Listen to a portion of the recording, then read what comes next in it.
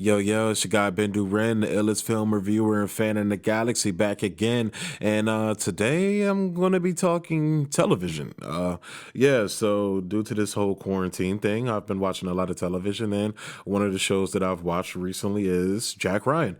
It's the Amazon Prime show, Prime Video, whatever it's called. I finally got around to checking it out. I'm kind of a fan of John Krasinski, honestly. I can't say I'm a big fan. I'm just a fan because only thing I've seen from him is Quiet Place, and for him to have starred, written, and directed that film, or not written, I'm sorry, I think he adapted it, but to have starred and directed in that film is just amazing, and it turned out really great. Like honestly, one of the best horror films I've seen, if it's considered a horror. I don't know what you horror guys think, but not talking Quiet Place today. Today I'm talking Jack Ryan and season one specifically. So I'm just gonna roll right into it with my likes. One thing I liked honestly was how they told the story in like out of sequential way. It kind of reminded me of Witcher a little bit, the way they told it, but not necessarily playing with time, but playing with perception. Like when the film started, you see these two Lebanon kids, and it's like I'm like, wait, Jack Ryan is Lebanese? Okay, all right, I guess we'll find out. Then as the story progresses, you find out that actually at the beginning of the show, which is about Jack Ryan, they told the origin story of that season one's villain Suleiman, and it's like it really painted a dope narrative on what drives a villain to be a villain. Honestly, it harkened back to Infinity War with me, to how the Russo brothers and I forget the writer's name.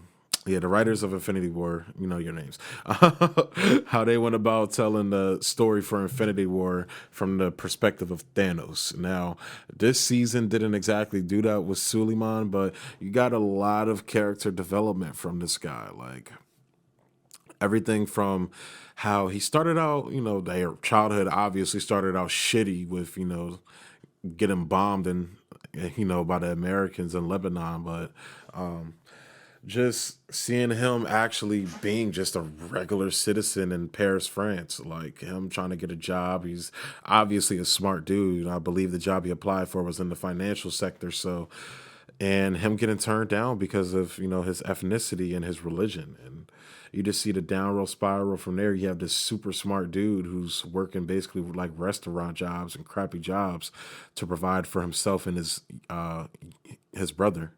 And by the way, I love the relationship between him and his brother. We didn't get a lot of it, but when they showed it, it made a lot of sense. Like basically how they told the story just was beautiful, especially with the villains. I love Jack Ryan's story as well, but Suleiman's story was so dope. And then you finally transition to his brother smoking weed and the cops coming along.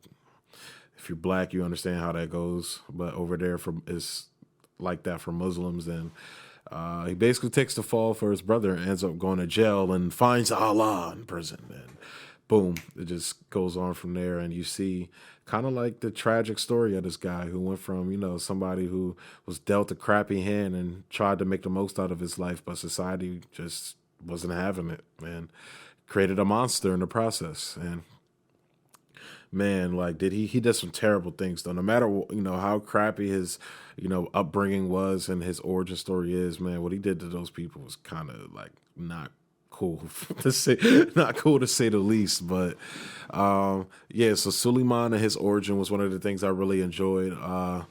And Jack Ryan, John Krasinski as Jack Ryan is just like, it's better than Harrison Ford personally. Like Harrison Ford did a great job with those films, but it's like, they were a product of their time. Like I'm not saying they're bad films, but to me, the way they handle it kind of reminds me. It's like a Homeland vibe a little bit, like very, harken very much back to that. And seeing Jack Ryan go through the things he goes through in his first season, from getting over his PTSD from his accident that they talk about later on in the future season, but how he deals with that, to just navigating coming from being an analyst, basically a person who's on a desk all the time, to getting in the field where he belongs. Like he doesn't belong on a desk. You belong in the field, bro. And man, seeing him transition from going from desk guy to field guy, which he was there. The dude served in the fucking Marines. He's like he knows what he's doing. It's just he chose the desk job because of the PTSD that he had from his accident. And yeah, so most, and Greer, oh my God, Greer. Always forget that actor's name. He usually plays like morally ambiguous characters or just straight up villains, and he's usually like a throwaway character. But man, he's a really good actor. Like having him, like, seeing his faith that he has himself, which, with him being, practicing Islam himself, seeing it perverted in this way was kind of cool. They didn't, touch on it too much, but it was those subtle nuances they had with that. It was very cool to see, like especially when he was in the car and the French dude is sitting here like crapping on Islam, and he's like, the thing about Islam pulls at the chain. He was like, I'm praying to Allah right now that I don't flip out on you, basically. So yeah, so all my likes just revolve around the three, the two main protagonists and the one villain, which is Suleiman, and the standout for me was Suleiman. Now, I love this season a lot. I'm not going to say loved it a lot. I liked it a lot. However, why did y'all have to do a romance? Like, he could have just had a little, parental benefit situation going on, like, and it just made no sense. Like, I felt like the female character they had, she kind of felt like a throwaway character at the beginning that they just brought back because it's like, oh, we need him to have a love interest, and boom, here we go. It wasn't whack, but it was just like underwhelming. Like a lot of the things didn't make sense with them, like how she reacted to seeing him in the meeting, like, oh, you lied to me, this and that, when it's like she specifically told, like, he tried to tell her the truth, and when he tried to explain, she was like, I don't care, I just basically want to fuck you, and boom. And then, like, when you find out the dude's a super secret agent, you want to get mad and say he lied to you. Like, women, make up your mind. God. But yeah, but did not enjoy the love interest. But I enjoyed her little storyline she had, like discovering diseases, but they didn't give it enough screen time. She didn't even have enough screen time to fully develop as a character. So to me, her character was just a wasted character. Yeah, just a wasted character. And oh yeah, I forgot. I'm gonna go back to a like real quick. The Black Ops dude that was working with them, I forgot what his name was. I love him so much, man. He especially shines brighter in season 2, which I'm going through right now. I'll do a review when I finish it. But oh my God, he's so hilarious. Like he's just funny. Like he was like, yeah, watch your 6 and don't shoot me in the ass. Like I told my son he's an astronaut, so it's gonna be kind of hard to explain how I got shot in space. Yo, that'd be so weak, yo. But yeah, like the show is just, I mean, it's really good. Unfortunately it's made by Amazon. But it's not too preachy or SJW, which are, to be completely honest, propagandish, kind of like season 2 is, and I'll explain that in my season 2 review. But try not to get too political here, but when I see things that they do and I know who's behind it in the studio, who's behind it, and basically where their money comes from, it's hard to not talk about it and just ignore it. And one of the things I like to do is be honest with you guys on here when I do reviews. That's the whole point of me doing this, is being honest. So you'll hear my honesty in my season 2 review, which is going to be coming soon. But yeah, during this quarantine, I'd highly recommend the Jack Ryan Amazon Prime Video series. It's really good. Gives Homeland vibes.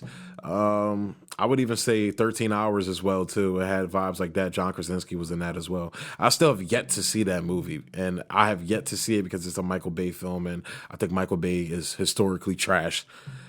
You can argue me all you want. Like, I have facts to back my opinion up. So so that's gonna be all for today. I'd highly recommend it during this quarantine time, and yeah, hope you enjoy it when you watch it. So thank you for checking out the review. As always, like, comment, subscribe, and share, and hop in them comments and add to the conversation if you've seen season 1 already. Don't spoil season 2 for me in the comments, because you guys, I've been spoiled in comment sections before. So yeah, like, comment, subscribe, share, all that, and peace. Be easy.